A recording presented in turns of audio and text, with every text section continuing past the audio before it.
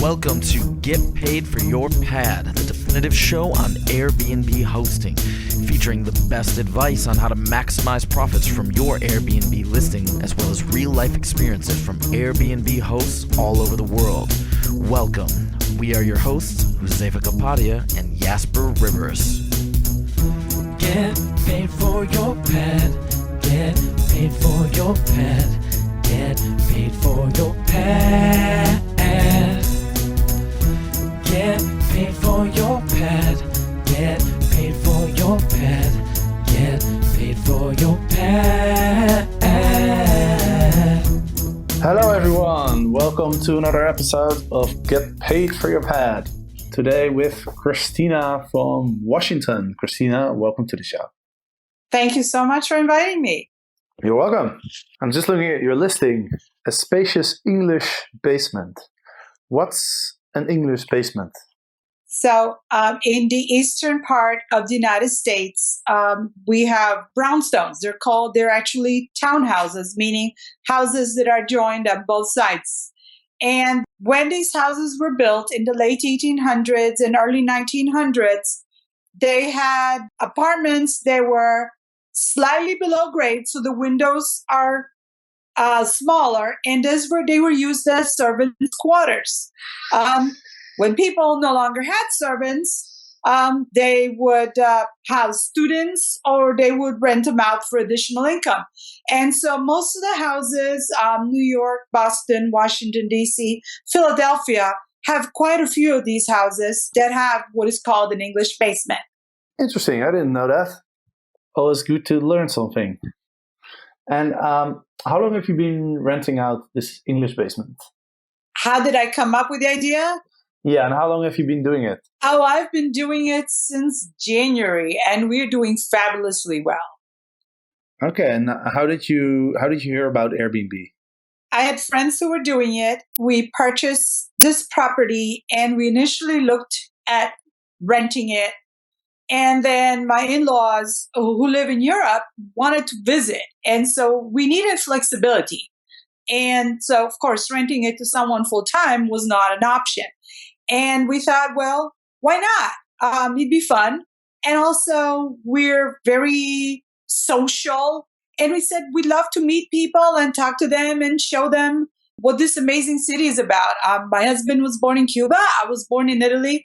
We came to Washington, D.C., and we want people to live our adopted city and love it the way we do. And so we thought this was a perfect match. Great. And how has it been going so far? Oh, really well. I mean, you get, somebody, we have some guests that weren't the best. One decided to doodle all over the dining table, but overall, they've been very respectful of the rules, and it's been great just meeting people from different parts of the United States. Okay, that's great to hear. Did you find it easy to get started with Airbnb, or did you run into some challenges? I did a lot of research.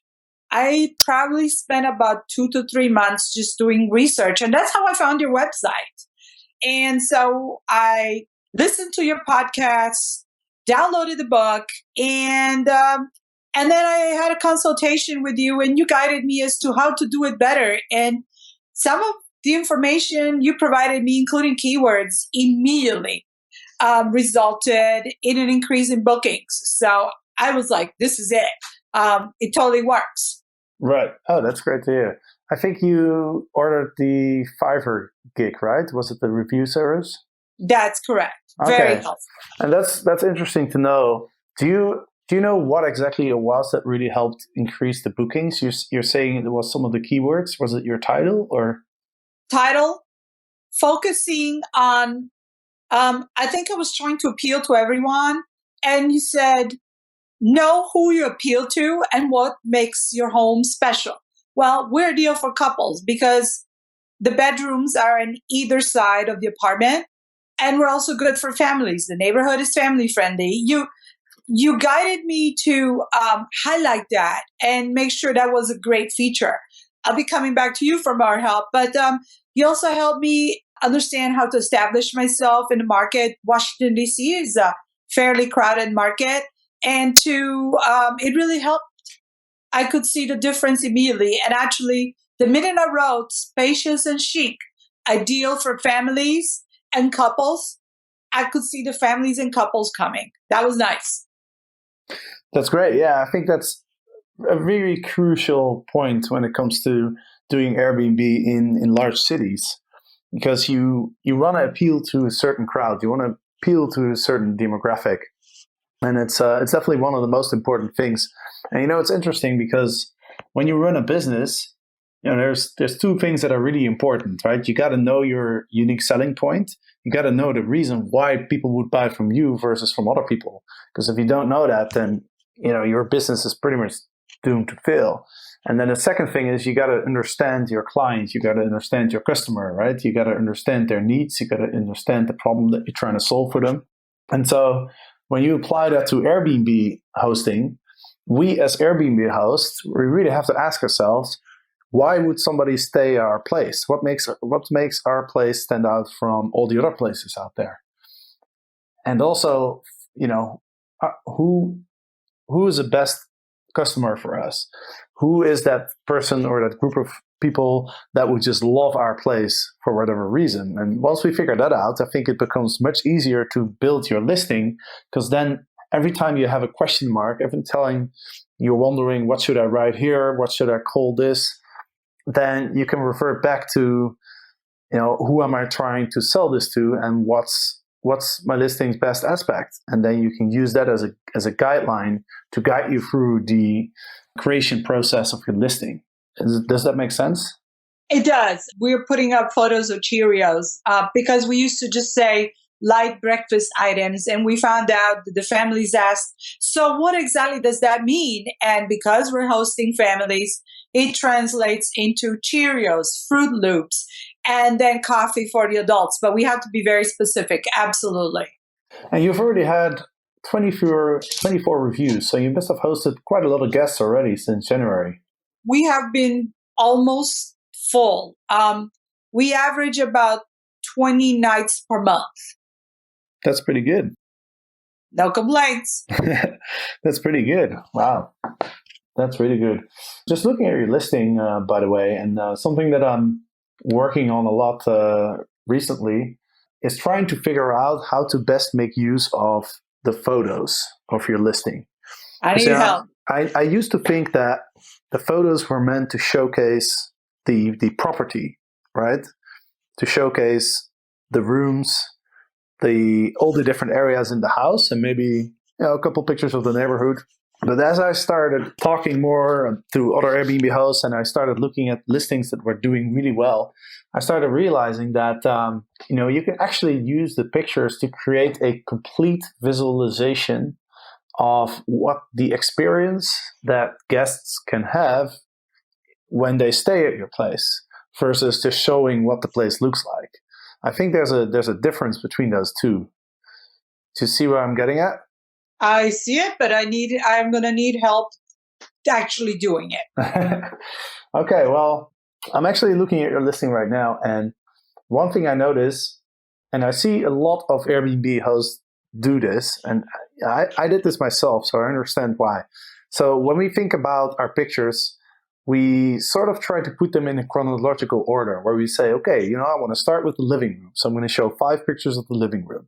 Then I'm going to go to the bedroom. I'm going to show 4 pictures of the bedroom. Then I'm going to the kitchen, show X amount of pictures of the kitchen. And that's how we order our pictures. That's how we create and arrange the pictures within the portfolio that we're showing. But if you think of it from the perspective of the Airbnb user, right? Now, we know that the time span of an internet user is very, very short. And so when somebody visits your listing, essentially what you want to do is you want to try to keep that person on your listing as long as possible, because the longer the person stays on your listing, the greater the chance that that person is going to book your place. And so I started thinking about the pictures in a different way. I started thinking, well, the first picture is the first one that people will look at. Then they go to the second one and the third one and the fourth one. And at any point in time, there's a risk that you lose the viewer. And so I think that you should really look at all your pictures and rank them in terms of attractiveness and in terms of importance, and then try to show your best pictures first. Does that make sense? Yes. And one question, because this is an English basement, we have this amazing outdoor patio. The problem that we have is that the outdoor patio overlooks our own home. And so it's accessed through a very short pathway. I'd say no more than 10 meters at most, which is landscaped. So the thing is, we used to put up the first photo of people just enjoying themselves in the outdoor patio because we thought that was a selling point. And then we had, maybe it was just one or two guests complaining that they thought that they were not, again, they don't understanding the term English basement. They thought they were getting the bungalow in the back. And I said, that's the mother-in-law suite and it's not advertised. I know this is East Coast talk. That's the mother-in-law suite. You got the English basement, and we are very clear with the description. And they said, well, we didn't understand that. And so instead of giving us 5 stars, they gave us 3 stars for the description. And I said, okay, no more photos. So any advice on that? I mean, I don't want to mislead people. That's just how the house is. So I'd say 2 things about that. First of all, I do think you want to showcase it because I do think it's a selling point. The guests are able to use the patio, right? And that's a big selling point. My mother is never there. Right. So what I would do, first of all, I'm looking at the pictures right now and I see they're in portrait mode. So they're vertical pictures. I would advise you to take horizontal landscape pictures because they are displayed much better on the Airbnb website. So that's the first thing I'll say. And then the second thing is you can definitely showcase the patio, but you want to make sure that it's very clear to the guests that the house in the back that they're seeing, that's not where they're going to be staying. So what I would suggest to you is that you write in the caption of the pictures where you're showing the patio, you should write something like note in capitalized, and then you say, please note that the patio is upstairs, whereas you're going to be staying in the basement, so you're not going to be staying in the house that you see in the picture. This picture is purely meant to showcase the patio, right? So if you make that very clear, then I don't think you should have any problems. Got it. Would it help to also put in, I don't know, a floor plan of what the property is and how the patio relates to the apartment, and also floor plan of the apartment itself? Absolutely. That's definitely something that you can do. There's a great tool to do this, actually. It's called floorplanner.com, www.floorplanner.com. And you can create amazing 2D and 3D floor plans of your place. And in your case, I think it's very important to do this because when you're getting bad experiences, when you're getting bad reviews, it's almost always because of a miscommunication or the listing not being completely accurate. Or even maybe the listing is accurate, but the interpretation that the guest had when they were looking at the listing is different than it is in reality. So what's happening is there's an expectation that's being built, and that expectation is not being fulfilled when the guests are having their experience, right? And so everything you can do to make your listing more accurate is a win, because accuracy prevents disappointment. Absolutely. So I would totally go ahead and add a floor plan, and just do everything you can to make it completely clear to guests that the patio is, it's not directly connected to the basement. And you could even think of taking a photo of the patio and put some text on the photo. So you can use like a photo editing software. Maybe you can put an error and say like, hey, look, this is where you're going to be staying, and this is where you're not going to be staying, just to make sure that it's very, very clear. Because you got to realize when somebody looks at the place, looks at the pictures, it's sometimes a little bit difficult to, completely understand what's going on. It's easy to get the wrong idea when it's not completely clear. So you gave me a great idea. Maybe I'll do Google Aerial as well and use the arrows So they see a Google image that shows them where it is, and one of those bird's eye view images, and Yep. so they can see that. Thank you. That's a great idea. Yeah, you're welcome. And so let's see. Now that we're talking about your pictures, the first and the second and the third picture of your listing, all three of those pictures show basically the same thing. They show the living room with a couch. And so what I would do if I were you, going back to the point I was making earlier, that instead of sorting your pictures in a sort of a chronological order, I'm not sure how to, chronologically is the right word, but Sure, I understand. but you know what I mean, right? And so Yes. instead I would say, let's select the 6 most attractive pictures, and let's make sure that every one of those pictures shows a different aspect of the apartment. So the first picture, for example, would show the living room. Then the second picture would showcase the bedroom.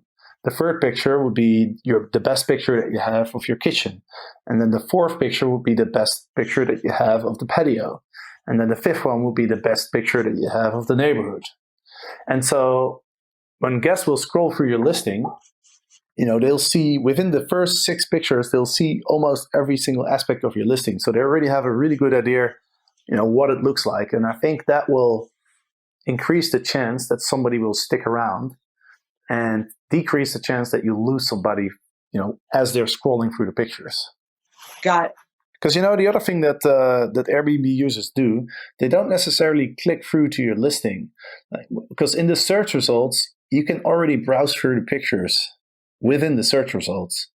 And so I know this for myself, because I just looked up some Airbnb places in Panama, which is where I'm going to be going in a few weeks. Right now I'm back in Amsterdam, and that's the way that I find my Airbnbs.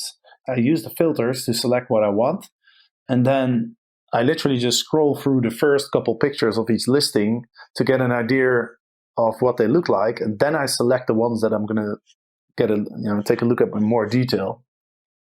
So if the first couple pictures show some really good aspects of your listing, then there's a much bigger chance that somebody will click through to your listing and eventually make the booking. Yeah, definitely. Okay, so I have a much clearer idea. And yeah, I've been looking at the pictures, including the orange umbrella, and that's got to go. I think it's the color-wise, I think it's a turn-off point. Maybe I'm just being picky, but I think it's not working for the rest of the house. Okay, sounds good. Now I know that you're also planning to rent out one of the bedrooms in your home, right? Because just to be clear, your home consists of 2 units. There's the basement, and then there's the apartment upstairs where you live with your family. That is correct. We have 2 floors upstairs, and it's about 2,000 square feet. So trying to think how much that is in meters, but it's fairly large. We have 180 square meters, and we have upstairs 4 bedrooms and 2 baths. So one of the guest bedrooms is fairly large. It accommodates a queen-size bed. It has a TV. It has a closet. And then it has this reading nook where we have 2 large chairs and books and magazines. It's a nice place to relax. And then it's not en suite, but it's literally next door to it. And it's a bathroom that is dedicated to just guests. And it remains closed when guests are not here. We use it to accommodate my in-laws when they visit. And the rest of the time, well, the door's just closed. And so I said, well, the Grandma and Grandpa don't come as often as we'd like them to, and it's just sitting there. That can help us pay for some extras, a nice vacation, our daughter's swimming lessons, part of her tuition bill since she attends private school, that kind of thing. And so that's how the idea came about. Yeah, it makes a lot of sense. It makes sense to make good use of the space that we have, since there's limited amount of space, so might as well use it. But that's where kind of my questions go, because as an idea, I thought it was great. We're very social, very convivial. So I thought, sure, if someone is a loner and just wants the room, sure. But I sort of pictured, and maybe I'm wrong, our home is filled with antiques. I like to think we're very interesting people. My husband is an architect. His family lives in Spain. He was born in Cuba. I'm Italian. So, we have like points to talk to people. And I said, wow, if someone offered us a room in another city and they had that background, heck, forget about the basement. I want to stay with them because I want to learn about their city from their point of view. But maybe I'm wrong. And of course, it's much cheaper than any personal hotel. Yeah, no, I think you're absolutely right. And I think this is what Airbnb was started for. Airbnb was all about sharing a space with other people, connecting with other people from all around the world. And so I totally think that it's a great idea to do this, and especially if you enjoy being social with people and if you enjoy meeting new people, then this is a great idea. Absolutely. So, there's a few differences, I think, when it comes to renting out a room in the area that you live and sharing the space with your guests, as opposed to renting out a separate unit. Now, I personally have never rented out a room in my own house, so I've never actually shared a space with my guests. But I have definitely been in the other situation. So I've been a guest in somebody else's house multiple times, and I've also spoken to a lot of Airbnb hosts who have been sharing with their guests. So I think I can definitely comment on some of the things that I think you should be aware of. So the number one challenge that I've heard from other Airbnb hosts and what I've experienced myself as a guest as well is that it has to be very clear what the guests are allowed to use and what is expected from them. Also, when it comes to the interaction with the host, if that makes sense. Yes. And that was one of my concerns. I have fine china and fine crystal. And the one question is it okay to let them know, look, I have nice dishes separated for guests, but nobody except me, not even my family members, can touch my china. Yeah, no, I think that's totally okay to say that. I think everybody will understand that. But again, the most important thing is to be very clear about it, to set the right expectations. Great. Okay. And another thing that is very important, I think, when you're sharing with a guest, it's very important, I think, to let them know what sort of interaction they can expect. So you're saying you're a very sociable person, maybe you want to have dinner with your guests, maybe you want to take them around the town, or maybe you don't want to do that, right? It depends on what you want.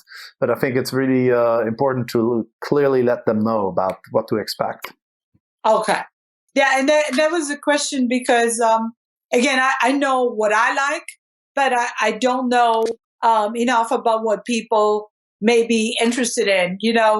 Definitely, we all have full-time jobs, but Friday and Saturday, they want to hang out with us and have a meal with us and be part of the family. Absolutely. They want to come out in the morning and have coffee.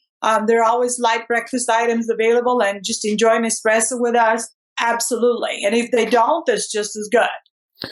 Well, awesome. So I would totally go ahead and write what you just said. I would just put that in your description, right? Or put that on your profile. I think the profile also becomes more important when you're sharing your space with your guests, because, people will really want to know like what kind of person they're going to be staying with if they're going to share a space with somebody, right? If you're going to stay with somebody, if you're renting somebody's apartment and then you're only going to see that person during check-in, then you're not so much concerned as to what this person is like and what his interests are and all that kind of stuff. But if you're actually staying with somebody and sharing the space, now actually that becomes part of the experience, right? You become part of the experience. And so I think it's really important to expand your profile. Like write a lot about yourself, write a lot about your family, write what your interests are, write about how you like to interact with people. Because the more you tell about yourself, the better the fit that your guest will be. Because, I'm sure there are guests who want to have their privacy. They want to just keep to themselves. They're not looking for interaction. Those guests are definitely there. But if you are a very sociable person and you like to interact with your guests, then if you make that very clear in your profile, then you're also going to attract the guests that enjoy that. So it's kind of the same thing, right? It's kind of the same thing as know what your target audience is and know what you're offering. Yeah, we have also a dog and 2 cats, and so everybody's friendly. But I can tell you, my husband and I were in New Orleans a few years back, and we actually ended up in an Airbnb where we could borrow the cat because I missed our cat so much that was a resident cat, and it's the cat for hire. You could, whoever came in first, and if the cat liked you and wanted to spend time with you, well, great. Some people are turned off by that, but I'm being clear. Look, there are cats on the property, and that's kind of like, but that was me. I'm kind of trying to get an idea of, is that like going to turn off people that we have pets on the property? Well, that's, you can turn it into your strength by pointing out that your pets are really cool pets, your dog is an awesome dog, your cat's really friendly, because then that becomes a selling point, essentially, because there's plenty of other people who are like you who really enjoy the company of a pet, and maybe they don't have the chance to have a dog at home. For example, myself, I love dogs, but since I'm always traveling, it's pretty much impossible for me to have a dog, right? So when I'm staying somewhere and they have a dog, I love it. That would be a huge plus for me. It would be a huge pro. So I think you can definitely turn that into a selling point. But again, it's very important to point that out. So I would write it clearly in your description that you have the pets and that the guests are welcome to interact with the pets and they're welcome to, take the dog out for a walk or whatever it may be. Love that idea. So one question I had was, and again, I've been reading about it and thinking it through, but sometimes it's never enough. And so in terms of, I'm screening them, they have to have had positive reviews in order to stay in our home. I'm increasing the security deposit. What else can I do? Well, I think there are locks everywhere, like in the bedroom doors. What else? You mean what else can you do in order to safeguard our security? God forbid anything could go wrong. Yeah, I think when you're opening up your home, there's always going to be a certain risk that the guest is not going to behave the way you expect them to behave. I think it's very rare that there's like serious things going on, but I think the things that you can do, and you've already mentioned a few. If somebody has a positive review, that's a big sign, right, that the person is fine. Another thing you can do is you can have a little bit of a conversation before you accept the booking. So let's say you get an inquiry and you see the person has a few reviews.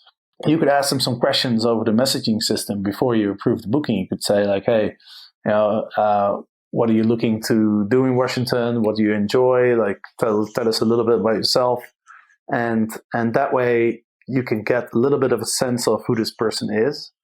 And I think somebody who's really looking to, misuse the Airbnb system and cause trouble, that person's probably not going to go through the trouble of writing a very extensive profile or, sending a lot of messages over the messaging system. You could also look at how people communicate using that messaging system. Are people very polite? Do they write nice, polite messages, or are they very short and sort of abrupt? Are they very responsive? Do they respond very quickly, or does it take like a day for them to respond? And these are things that I think can sort of tell a lot about the person. Uh-huh. Okay, that's good. Thank you. And then I think the rest will just come from experience. Once you've hosted a few guests, you're probably at some point going to run into some small challenge because of there can always be miscommunications, misinterpretations, etc. But I think if you do it this way, this should be anything serious, I think. Right. Yes. And I mean, maybe it's not something that we'll do all the time. This is grandma and grandpa's room, but it's a nice way to make a few extra dollars here and there. And why not? It's there. Absolutely. I would say go for it. Now, and sorry, go ahead. Maybe we'll have you back on the podcast in a couple months and see how it goes. Oh, I'd love that.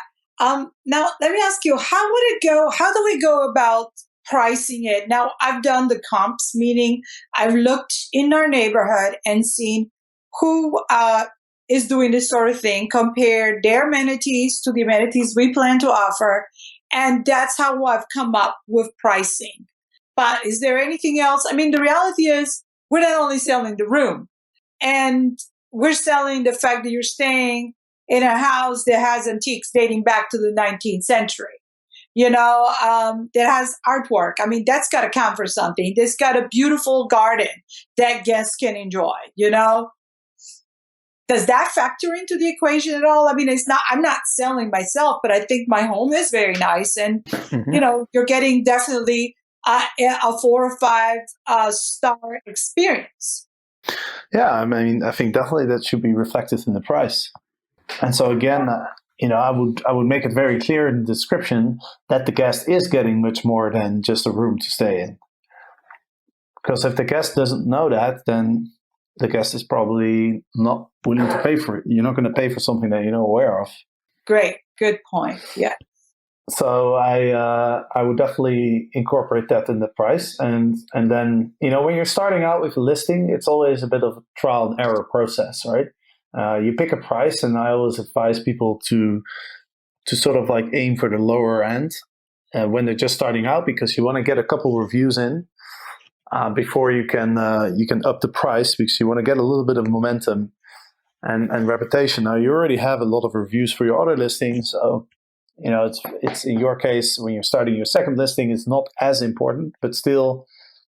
I do think that Airbnb users are a little bit reluctant to book a place that has 0 or just 1 or 2 reviews.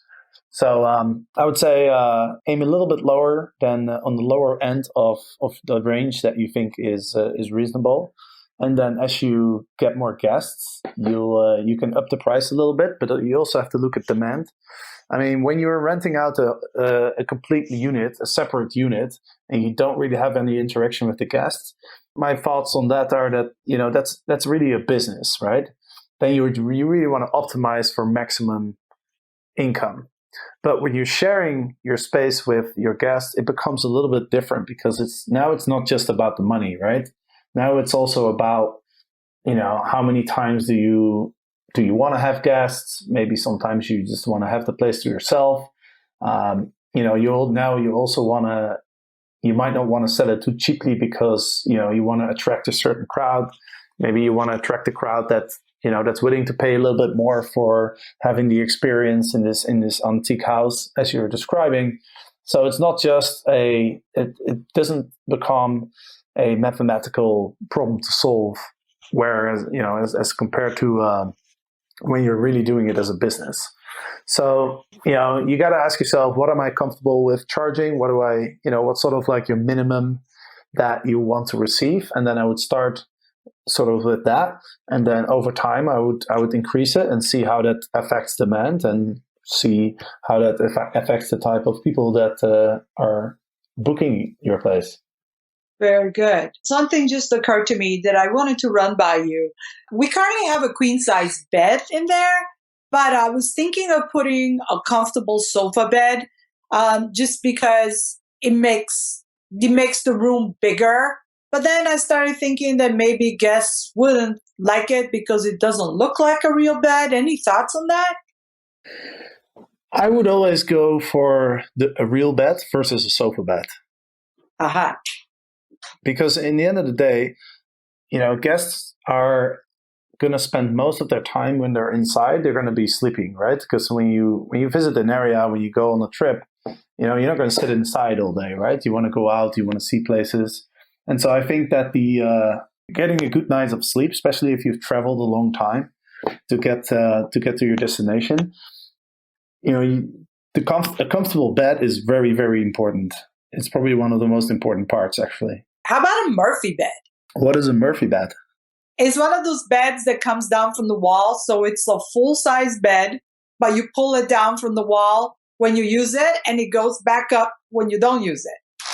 So I think that could be an interesting option. I'm just not sure. I'm thinking about it's all about the perception of how comfortable the bed is going to be, the perception of the person who's looking at your listing, right? So if you have a Murphy bed that is extremely comfortable, that's just as comfortable as a normal bed, then you could give that a try. It's hard to predict how people would react to that. I personally stick to the bed. I would probably stick to the bed, because if I think for myself, when I look at listings, having a comfortable bed is just my number one priority. Then no more questions, and we'll go with that. But you could experiment with it. If you have one, then I guess you could try it for a few months and see what happens. Yeah, we have a day bed downstairs, which is a very large. It's a bed that could double as a sofa, but it really looks like a bed. And even then, that's like sleeping number 6. So it's not a big deal. But people have asked, and they said, well, good thing is not one of the main beds. And that's why I wanted to ask you, because in the back of my mind, I thought just having a real bed would be best. Yeah, I think so too, because, the more I think about it, the more I would go for the real bed, because you know what, even if I was staying in a small room and I would be able to fold up the bed, I probably wouldn't even do it. Because it's just a hassle for me as well. I'm not going to spend much time in the room anyway. The room is there to sleep, I don't know what else I'm going to do in there. Excellent point. I want to go outside. I want to, especially if you have a nice patio, you have a living room that the guests can use as well. Then I don't think the guests are going to be in their room other than when they're sleeping. So yeah, I would definitely go for the real bed and just make it as comfortable. The sleeping arrangement as comfortable as possible. We will do that. We're working on it, and we're working on, again, it sleeps Grandma and Grandpa, so we'll make sure it's just as good, if not better, than what they've gotten. Absolutely. And, I'm very curious to hear how things will go in the next few months. So I would definitely love to have you back on the podcast in a couple months' time. But I think for now, we've been talking for almost 40 minutes, so we got to finish up this episode. So, Cristina, thank you so much for your time. It's been a really interesting chat. I've learned something. I now know what an English basement is. So I really appreciate that. Well, thank you so much. And again, you've got loyal following here in Washington, D.C. Thank you so very much. You're very welcome. And for everybody listening, of course, next week there's another episode of Get Paid for Your Pad. And I want to quickly mention that I've been doing these video reviews. I don't know if you've seen my YouTube channel. It's called Airbnb Hosting Tips. And, we've got a lot of videos up there. We've got a lot of advice, a lot of tips. But one thing in particular I've been doing is I would review somebody's listing and I would record it, and then I publish it on my YouTube channel. So there's 2 things, I guess. First of all, if you haven't seen it, go ahead, take a look. And secondly, if you want your listing to be reviewed, then I'm more than happy to do that.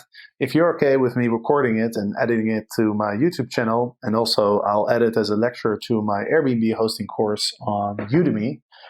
And if you're okay with that, then I'm more than happy to do a review of your listing and see if you can make some improvements. And I'm pretty sure you can make some improvements, because so far I haven't seen the listing yet that's perfect.